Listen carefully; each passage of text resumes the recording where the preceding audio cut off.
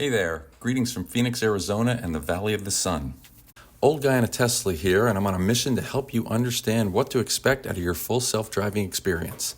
I'm a big fan of full self-driving and technology in general. I am using a 2024 Model Y and it has hardware 4. We'll go to a destination and fully document the experience using an unedited recording of the drive. With each new version, we'll go on the same drive so we can see any changes to the software and if anything still needs a little work. The whole point of this is to experience full self-driving as if the car was fully autonomous. So I won't accelerate if we're going too slow, and I won't brake unless we're about to hit something or get in real trouble. I'll make every effort not to touch any of the controls. All right, buckle up and let's go. As in previous trips, the full self-driving continues to go the wrong way around this traffic circle. Again, this is not a completely egregious error because a lot of drivers do it, but it's still a problem. There's also an assumption it would not have entered the circle that way if there was another car coming or if there was already traffic in the circle. And this is borne out by the fact that the car approaching from the right causes us to exit the circle in the wrong direction. Typically, we would have headed down that same street to the right. Today we are leaving downtown Phoenix and heading to the CostCo at 44th and Oak Street. It's about a 15-minute trip and it's another good route because it mixes plenty of city streets and highways. We're on firmware version 2024.21.5, which is full self-driving 12.5.1.1. This is the second of 2 videos in the series exploring this version of full self-driving.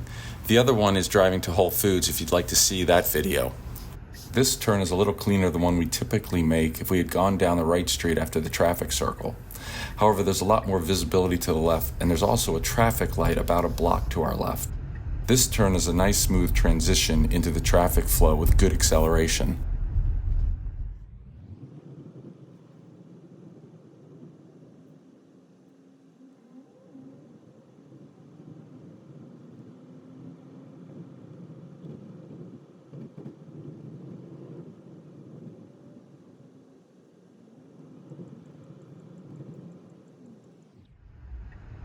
This happened in the last video, and this intersection seems like it's a problem. It's a no turn on red, but the system appears to have held its position only because there was traffic coming from the left.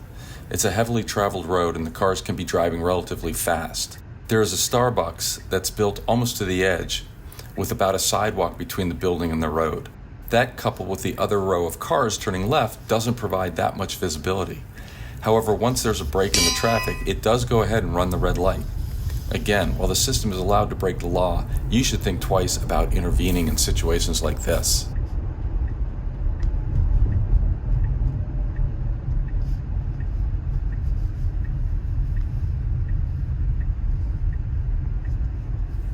This is more of an annoyance than anything else. It doesn't pick up speed quickly enough for getting on the highway. There are no cars coming the other direction, which is very clear. This is another standardized route we'll be using to compare and contrast how well full self-driving delivers. Going to the CostCo from downtown Phoenix combines city and highway driving into a nice mix, and it's a beautiful day for a drive. As we go through the Deck Park Tunnel, you can understand why some are wary of full self-driving. It takes a bit of a strong stomach to allow the car to do its thing while traveling at high speeds with cars and large trucks all around us, or in neighborhoods where children might be present. As you can see, there's a lot going on here, and it's like this all the time. Most people that live here avoid it if they can. We are only going this way because that's the route the car is programmed. It will be nice when there are other routing options available.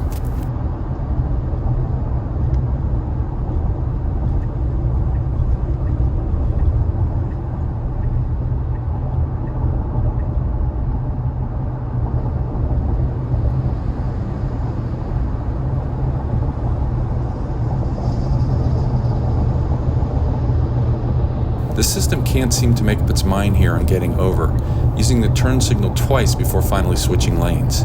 It isn't clear if the truck's signal to get into our lane confused the system, or maybe it just didn't see it.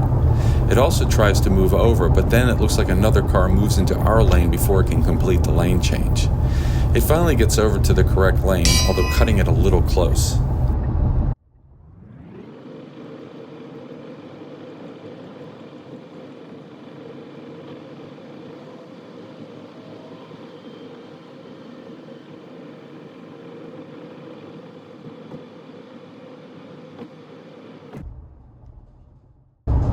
Here we are merging with the HOV lane of the 202 that we could have picked up in downtown instead of going through the Deck Park Tunnel.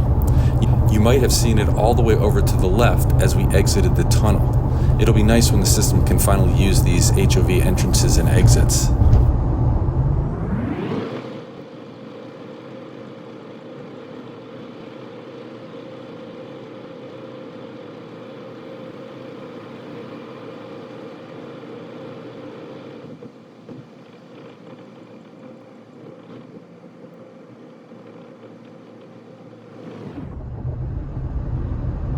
We are a half a mile from our exit on the 202 when it decides to get over. But there's a car coming up on our right, although there's plenty of room. It looks like it judges the speed of that other car, and not wanting to appear to cut them off, it decides to wait. However, at the same time, that vehicle changes lane. So once the lane is cleared, the system moves to change lanes.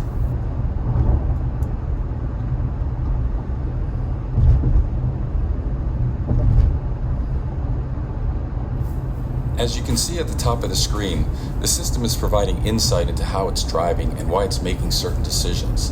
In this example, it's letting us know that even though we are exiting the highway to our right, we're going to stay in the left lane of a 2-lane off-ramp.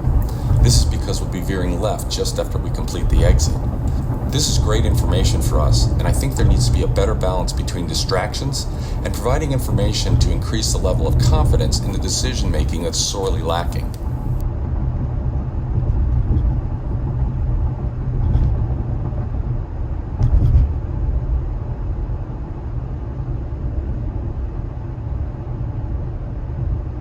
This is real progress. Probably no more than 2 years ago, it could not handle this exit off the 202 onto the 143.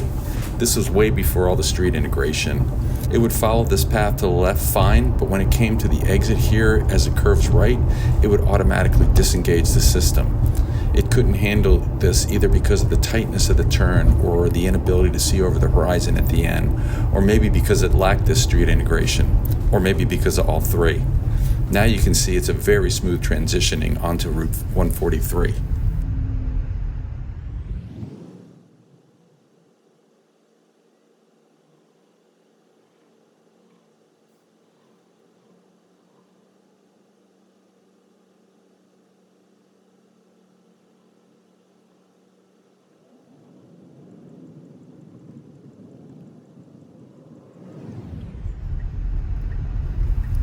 I'm not going to ding Tesla here for the routing because the maps on my phone does the exact same thing. But I don't understand why it takes us through a neighborhood with speed bumps and a school walkway rather than simply continuing straight to 44th Street and then taking a right and going for a half a mile to the CostCo on Oak. It's super annoying, and I think it's a much more inconvenient path. On the other hand, this route contains a number of things to trip up the system, so it is kind of a useful way to go.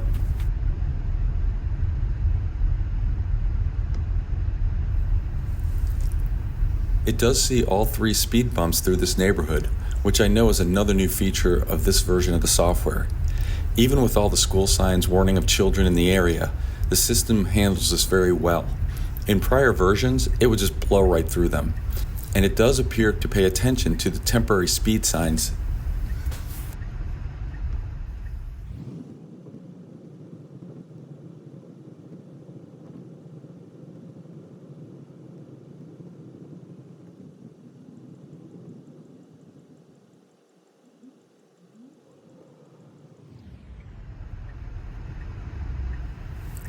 It takes us in the back way of CostCo and through the loading dock area.